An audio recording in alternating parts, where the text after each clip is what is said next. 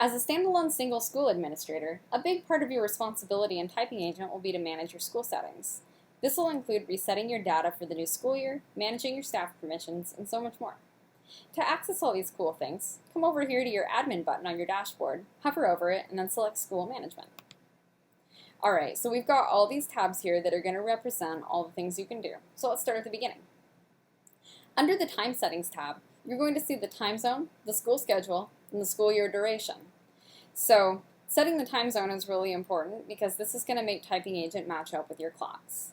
Setting the school schedule is going to basically mean the school hours. It's a good idea to get these because this is going to let you know when your students are working inside those school hours or outside of them. So here, we're seeing in 24-hour format that a school day for these guys is from 8 a.m. to 4 p.m. So any work done within those hours is going to be schoolwork, but anything done outside those hours is going to be homework. Setting your school year is even more important because this is going to determine the data on your reports so that they match up with the current year. If you're not setting your school's years, then you might be seeing last year's data in your student's report. So finally, you're going to want to come down here to Save to finalize all that. Under the Permissions tab, you'll be able to set your staff's capability in the program. Basically, this means you're in charge of who can do what. So for example, if you only want admins like yourself to be in charge of students' curriculums and which ones they get, you can set this one right here to School Admins Only. But let's just say that you've got a student who has special needs and their teacher or their class may need to adjust those target settings to make Typing Agent fit those needs. You can make sure that student accommodations is set to both admins and teachers, meaning that your teachers can edit those too. Scrolling down, you can also edit IP addresses, meaning that your students will only be able to access Typing Agent at a certain location. So if you don't want them working outside of school, you can just enter in your school's IP address to make sure they're not getting on where you don't want them to. So when you've finished all this, go ahead and press Save. Alright, so we're moving on to grade settings. This is where you're going to go to set up the experience for each student who comes into a certain grade. First, you're going to pick a grade level. And now you can see all the students' curriculums that will be available in that grade, the games they can play and how they'll earn them, as well as lesson and test settings.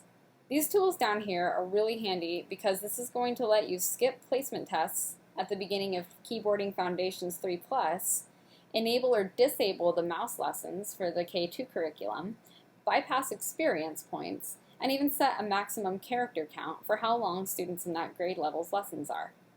You can also customize your test length and attempts, sliding this bar right here to 1, 2, or 3 minutes, or sliding this bar right here to 1, 2, or 3 attempts. When you're finished, come down here and click Save. Then we've got the gradebook settings. So here's where you're going to, by grade, determine what constitutes a certain letter grade, like A, B, C, etc., based on words per minute and accuracy. But the really cool thing is that it doesn't even have to be a letter. If you use percentages, if you use emojis, certain words, you can set that too. In other words, how your students are graded is entirely up to you. Now, under target settings, we're going to be going over some really important stuff. This is where you're going to be setting your grade level's typing proficiency standards. So, we're going to select a grade, and you'll see that you're able to set what constitutes 3, 2, or 1 star for your students to earn on their lesson or test. Coming down here, we've got the proficiency requirements. This is how you're going to see how many stars a student needs to earn on a lesson to move on with their program, and how many attempts they get. We like to keep this at a 2-star minimum because this is going to ensure that they're working at grade level at the very least. When you're finished, come down here and press Update, or you can restore your values to Typing Agent's defaults. Up here at the grade level scheduled tests, you're going to be able to create and view the progress of the custom tests you make for your students based on the grade. This is really handy if you'd like to keep track of who still needs to take one of these tests, or to motivate your teachers to have your students do them if they haven't. We've got plenty of walkthroughs in the Solution Center on how to create and manage these, and I highly recommend you check them out because scheduled tests are really cool.